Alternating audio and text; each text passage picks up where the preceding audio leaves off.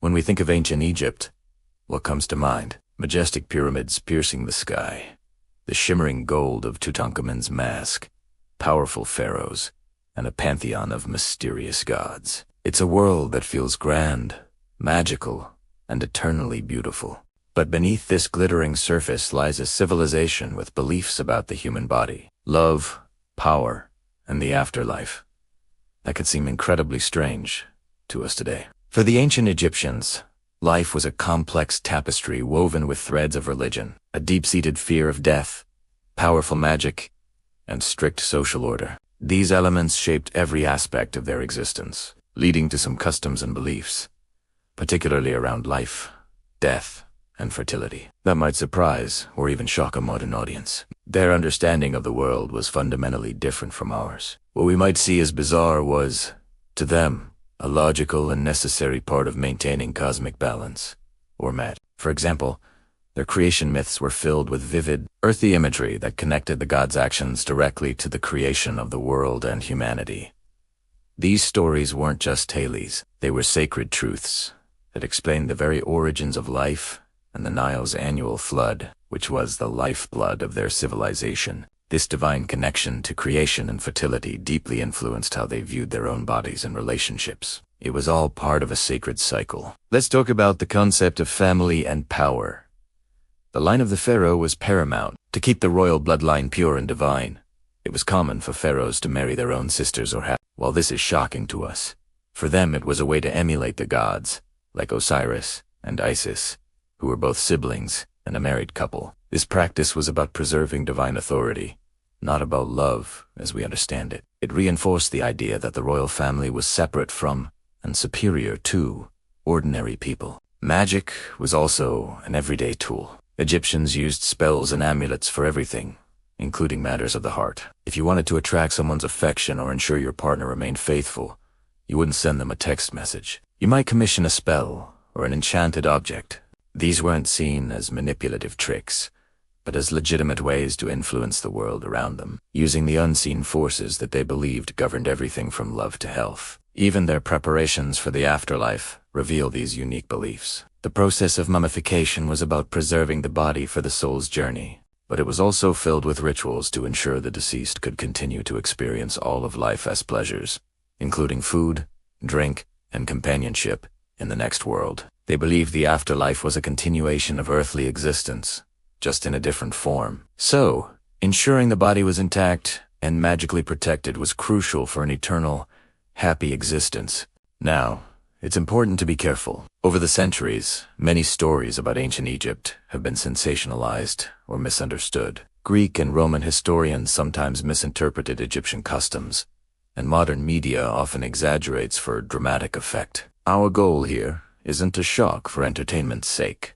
It's to peel back the layers of myth and misunderstanding to get a clearer picture of this incredible civilization. By exploring these traditions, we start to see the Egyptians not as mysterious figures from a fantasy world, but as real people. They were grappling with the same fundamental human questions we do. Where do we come from? How should we live? What happens after we die? Their answers were just shaped by a profoundly different worldview.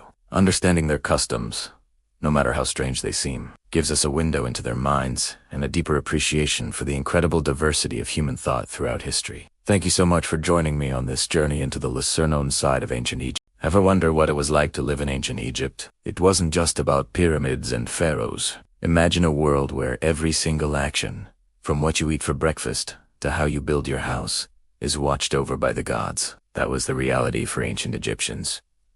For them, life wasn't just about living. It was a grand rehearsal for the main event, the afterlife. Religion wasn't a separate part of their day, like going to church on Sunday. It was woven into the very fabric of their existence. People genuinely believed that gods like Ra, the sun god, and Osiris, the god of the underworld, were paying close attention to everything they did. This belief shaped their entire society, making everyday life a continuous religious ceremony. Think about it, what you did in the privacy of your own home wasn't really private at all. It was all connected to pleasing the gods and ensuring your soul, or Ka and Ba as they called them, had a smooth journey into the next world. So, how did this play out in their daily lives? Well, Many actions we'd consider mundane were seen as sacred rituals. For example, personal hygiene wasn't just about being clean. It was about being pure in the eyes of the gods. Homes were often built with small altars or shrines dedicated to household deities like Base, the protector of the family, or Toret, the goddess of childbirth.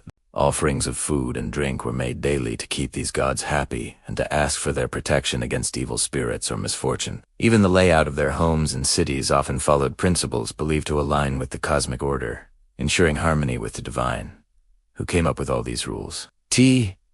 Priests. They were the intermediaries between the gods and the people, drawing from sacred texts, like the Book of the Dead and ancient myths, passed down through generations. They established a complex system of laws and customs that governed society. These weren't just suggestions.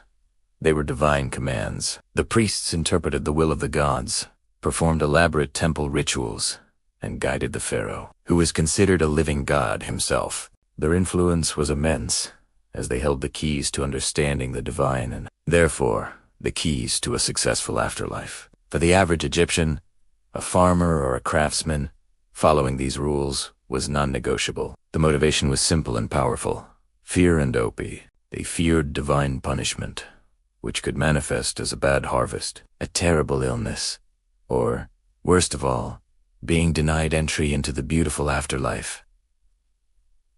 They called the field of reeds. The gods weren't always forgiving. They could be vengeful and demanding. A story tells of the goddess Sekhmet, who was sent to punish humanity and nearly destroyed everyone before being tricked into stopping. Stories like these served as a constant reminder to stay on the right path. But it wasn't all about fear. There was also a deep sense of hope. By living a righteous life, or Mahat, a concept that encompassed truth, justice, and cosmic order, they believed they could earn their place in paradise. This involved more than just rituals. It meant being honest, helping others, and respecting your parents. When a person died, their heart was weighed against the feather of Mat. If the heart was lighter than the feather, they were granted eternal life. If it was heavier, their soul was devoured by a terrifying monster named Amit. This final judgment was the ultimate test of their earthly conduct. So, every part of Egyptian civilization, from their incredible art and architecture to their sophisticated legal system, was ultimately driven by this profound religious conviction. Their magnificent temples weren't just buildings. They were gateways to the heavens. The intricate hieroglyphs weren't just writing, they were sacred words of power. And the mummification process wasn't just a burial custom. It was an essential technology to preserve the body for the soul's return. Life on earth was a temporary journey, a sacred pilgrimage with one ultimate destination: eternity. This perspective gave their lives meaning, purpose, and have you ever wondered why ancient Egypt was so obsessed with fertility? It wasn't just about having big families. It was about survival, cosmic balance, and the very essence of life. Today, we are rediving deep into the spiritual heart of ancient Egypt to understand why fertility was more than just a biological function. It was the ultimate divine blessing. So, let's set the scene. Imagine you're living thousands of years ago, right on the banks of the mighty Nile River. Your entire world, everything from the food on your plate to the stability of your kingdom, depends on one thing: the annual flooding of that river. When the Nile rose and deposited its rich, black silt onto the farmland, it was a time of celebration. It meant the land was fertile, crops would grow, and your family would eat. A good harvest wasn't just good farming. It was a sign that the gods were pleased. A bad year, that meant the gods were angry, and chaos was looming. This deep connection to the land and its cycles shaped every aspect of Egyptian belief. Fertility wasn't just about crops and livestock. It was a powerful, divine force that kept the universe in order. And who was in charge of this cosmic energy? The gods. Of course, you've probably heard of gods like Ra, the sun god, who brought light and warmth, or Osiris, the god of the afterlife and resurrection. But many gods were directly linked to creation and renewal. Think of gods like Min, often depicted with a symbol of his procreative power. He wasn't just a god of human fertility. He represented the raw, untamable energy of creation itself. He was the force that made the lettuce grow, yes. Lettuce was an ancient symbol of fertility and ensured the continuation of all life. Then there were goddesses like Isis, the ultimate mother figure. She was the devoted wife who brought her husband Osiris back to life, embodying the themes of renewal and rebirth. Hathor, another powerful goddess, was associated with love, joy, and motherhood.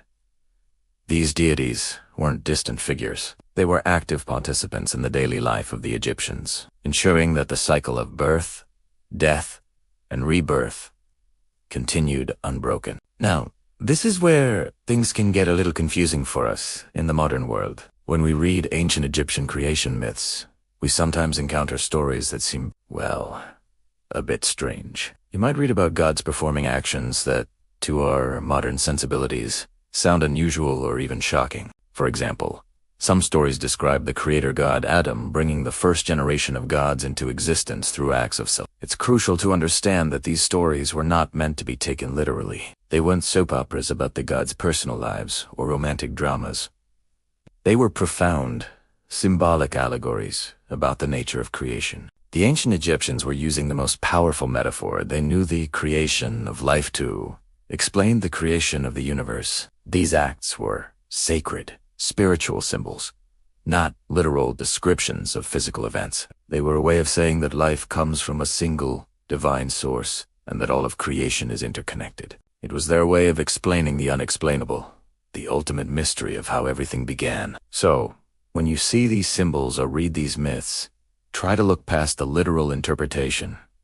Think of them as a complex, spiritual language. The goal was to express the idea that the entire cosmos was born from a burst of divine energy, an act of pure creation that set the universe in motion. It's about the origin of stars, the earth, the Nile, and every living thing. This focus on cosmic fertility also explains why the pharaoh's role was so important. The pharaoh wasn't just a king. He was seen as a divine link between the gods and humanity. His primary job was to maintain the cosmic order of truth, balance, and justice.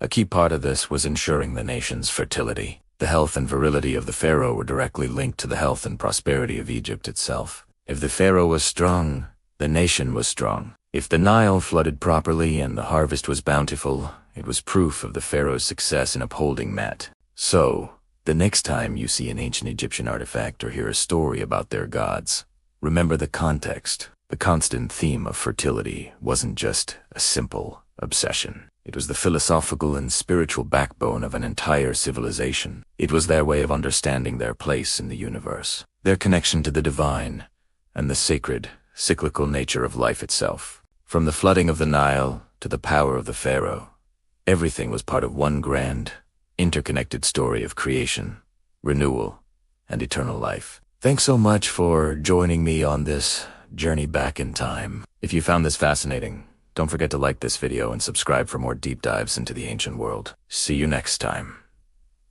Have you ever looked at ancient Egyptian art and felt a little weirded out?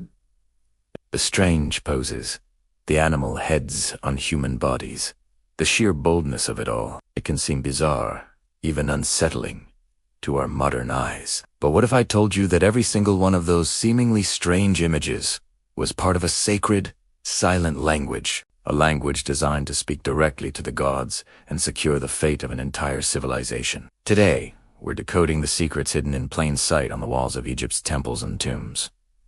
Let's start with the basics. When you walk into an Egyptian temple, you're not just in a building, you're inside a story. The walls are covered, from floor to ceiling, with intricate carvings and paintings. These aren't just decorations. They are a cosmic instruction manual, a visual prayer, and a historical record all rolled into one. The primary stars of this show were the gods, the pharaohs, and the sacred rituals that connected them. Every scene was meticulously planned to convey a specific message of power, divine order, and eternal life. One of the most powerful tools in this visual language was the human body itself, or rather, a symbolic version of it. Take the classic Egyptian pose you've seen everywhere. Head in profile, eye facing forward, torso facing front, and limbs in profile. It looks unnatural, right? Almost like a contortionist's act. But the Egyptians weren't trying for realism. They were aiming for completeness. They wanted to show the most recognizable and essential aspect of each body part. The profile shows the distinct shape of the nose and chin, The frontal eye is the most expressive. The broad shoulders convey strength, and the profile legs show movement. By combining these best angles, they created a perfect, eternal representation of a person, not just a fleeting snapshot. It was a formula for eternity. Now, let's talk about the symbols themselves. They are everywhere. The ankh, that cross with a loop on top, is probably the most famous. It's the hieroglyph for life. You'll see gods holding it to the nose of a pharaoh, literally breathing life into him. It wasn't just a pretty design, it was a visual representation of the divine gift of existence. Then there's the was scepter, a long staff with a forked bottom and an animal head at the top. This was the symbol of power and dominion. When a god or pharaoh held it, it was a clear statement of their authority over the cosmos and the land of Egypt. It was like a king's scepter and a magician's staff combined. And what about protection? The Egyptians were deeply concerned with warding off evil and chaos. One of the most potent symbols for this was the Eye of Horus, or the Wadjet Eye. According to myth, the god Horus lost his eye in a battle with his uncle Set. The eye was magically restored, and it came to symbolize healing, restoration, and protection. It was painted on amulets, sarcophagi, and the bows of ships to see the way forward and guard against danger. It was the ultimate good luck charm, backed by divine power. Many people today might see these depictions, especially those of gods with animal heads like Anubis, the jackal, or Horus the falcon, and find them strange or even a bit primitive. But for the ancient Egyptians, this was the highest form of respect. They observed the unique qualities of animals. The jackal's association with the desert where tombs were located. The falcon's sharp vision from high in the sky and saw them as manifestations of divine attributes. Combining a human body with an animal head wasn't creating a monster. It was creating a perfect visual metaphor for a god's specific function and power. Anubis wasn't a man with a dog's head. He was the very concept of faithful guardianship over the dead. It is crucial to remember that this art was not made for public entertainment in the way we think of art today. It wasn't hung in a gallery for critics to discuss. It was functional. It was magical. The scenes of offerings on tomb walls were believed to magically provide for the deceased in the afterlife. The images of the pharaoh defeating enemies were meant to magically ensure his victory and the stability of Egypt. To carve something was to make it real for eternity. So, the next time you see a piece of Egyptian art, try to look past the initial strangeness. Don't see it as a failed attempt at realism. Instead, see it as a powerful, sophisticated language. Every line, every color, every pose is a word in a grand, sacred story about life, death, power, and eternity. It's a testament to a culture that believed in the power of images to shape reality itself. By learning to read this language, we get a little closer to understanding the profound worldview of one of history's greatest civilizations. Thanks so much for watching and joining me on this journey back in time. If you enjoyed decoding these ancient symbols, be sure to hit that like button and subscribe for more adventures into the past. See you next time. Ever wonder what it was really like to be a pharaoh in ancient Egypt? It wasn't just about pyramids and golden masks. It was a life where every single action, every breath, was tangled up with gods, power, and politics. Forget everything you think you know, because we're about to uncover the shocking reality of royal life on the Nile. Pharaohs weren't just kings. They were seen as living gods, a direct link between the earthly realm and the divine. This meant their entire existence was a performance, a continuous religious ceremony. When a pharaoh ate, it was a sacred act. When they went hunting, it was a display of their divine power over chaos. Their job was to maintain Mat, the cosmic order and balance of the universe. If the Nile flooded just right and the harvests were good, it was because the pharaoh was doing their job correctly. If disaster struck, their divine connection was questioned. Imagine that kind of pressure on your shoulders every single day. Now, let's talk about love and marriage, because in the royal court, it was anything but a fairy tale. Royal marriages were cold, hard political strategy. To keep the divine bloodline pure and consolidate power, pharaohs frequently married within their own family. Yes, that means brothers married sisters, and fathers sometimes married their own daughters. To our modern minds, this is shocking, but for the ancient Egyptians, it was a sacred duty. It was about imitating the gods, like Osiris and Isis, who were brother and sister, and ensuring that no outside family could make a claim to the throne. These unions weren't about romance. They were about securing a dynasty. Life in the royal court was a gilded cage, filled with luxury but also with constant danger. The palace was a maze of corridors, grand halls, and hidden rooms, buzzing with priests, viziers, generals, scribes, and servants. Every conversation was whispered.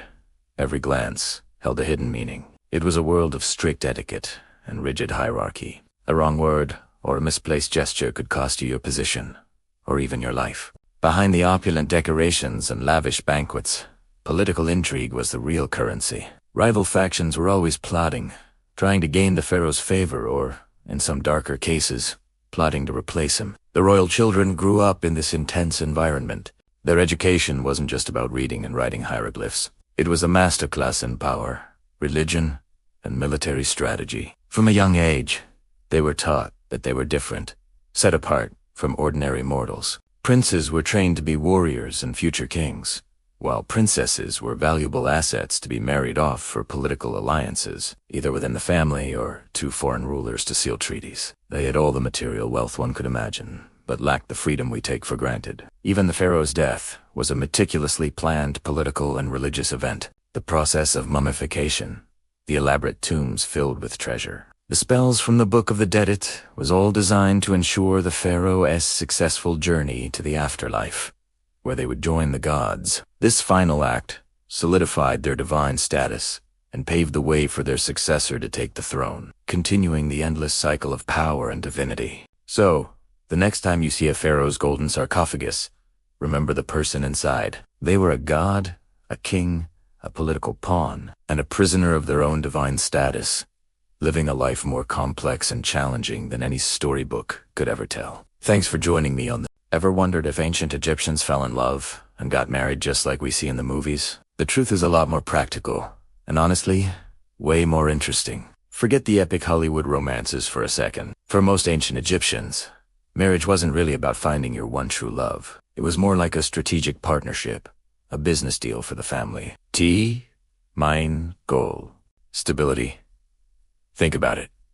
Life was tough back then. You needed a partner to help run the household, raise kids, and make sure the family line continued. For the average Egyptian family, marriage was about survival. It was about combining resources, whether that was a plot of land, a few head of cattle, or just 2 extra hands to help with the harvest. Families would arrange these matches, looking for a good fit that would strengthen their social standing and financial security. A strong, healthy partner who could work hard and have children was a huge asset. Love might grow over time, but it definitely wasn't the starting point for most people.